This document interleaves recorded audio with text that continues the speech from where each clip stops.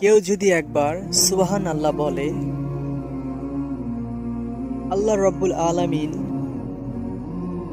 তার জন্য জান্নাতে এমন একটা বৃক্ষরোপণ করে, একটা দ্রুতগামী পাগলা ঘোড়া যদি 500 বছর যদি সেই গাছের নিচ দিয়ে দৌড়ায়, তারপরেও সেই গাছের ছায়া শেষ হবে না।